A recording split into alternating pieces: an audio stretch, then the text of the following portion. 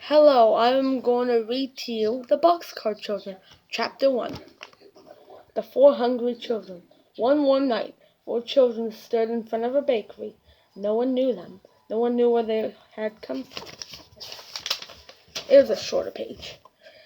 The baker's wife saw them first, as they stood looking in at the window of his store. The little boy was looking at the cakes. The big boy was looking at the loaves of bread.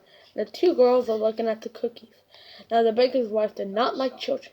I wonder what she's going to do to them. She did not like boys at all, so she came to the front of the bakery and listened, looking very cross. "The cake is good, Jessie," the little boy said. He was about 5 years old.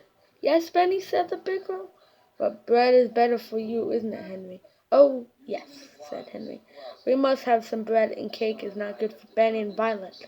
"I like bread best anyway," said Violet. She was about 10 years old, and she had pretty brown hair and brown eyes. "That is just like you, Violet," said Henry, smiling at her. "Let's go into the bakery. Maybe they will let us stay here for the night." The baker's wife looked at them as they came in. "I want 3 loaves of bread, please," said Jessie. She smiled politely at the woman. But the woman did not smile. She looked at Henry as he put his hand in his pocket for the money. She looked cross, but she sold him the bread. Jessie was looking around too, and she saw a long red bench under each window of the bakery. The benches had flat red pillows on them. "Will you let us stay here for the night?" Jessie asked. "We could sleep on those benches, and tomorrow we would help you wash the dishes and do things for you." Now the woman liked this. She did not like to wash dishes very well. She would like to have a big boy to help her with her work. Where are your father and mother?" she asked. "They are dead," said Henry. "We have a grandfather in Greenfield, but we don't like him," said Benny. Jessie put her hand over the little boy's mouth before he could say any more. "Oh, Benny, keep still," she said. "Why don't you like your grandfather?" asked the woman. "He is our father's father, and he didn't like our mother," said Henry. So we don't think he would like us.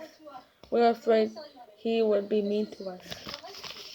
"Did you ever see him?" asked the woman. "No," answered Henry.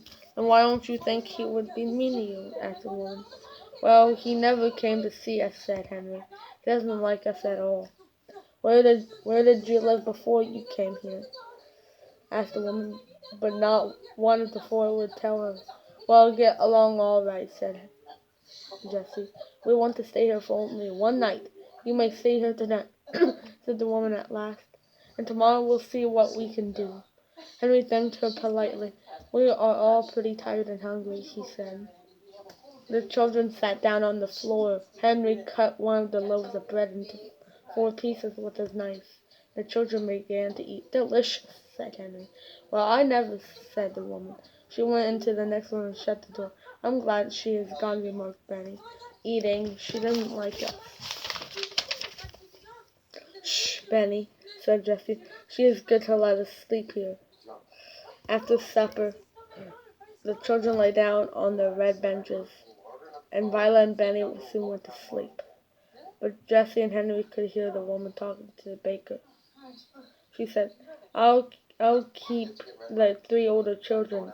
They can help me, but the little boy must go to the children's home. He is too little. I cannot take care of him." The baker answered, "Very well. Tomorrow I'll take the little boy to the children's home. We'll keep the others for a while, but we must take them. Tell us who their grandfather is." Jessie and Henry waited until the baker and his wife had gone to bed. Then they sat up in the dark. "Oh," Henry whispered Jessie. "Let's run away from here." "Yes, indeed," said Henry.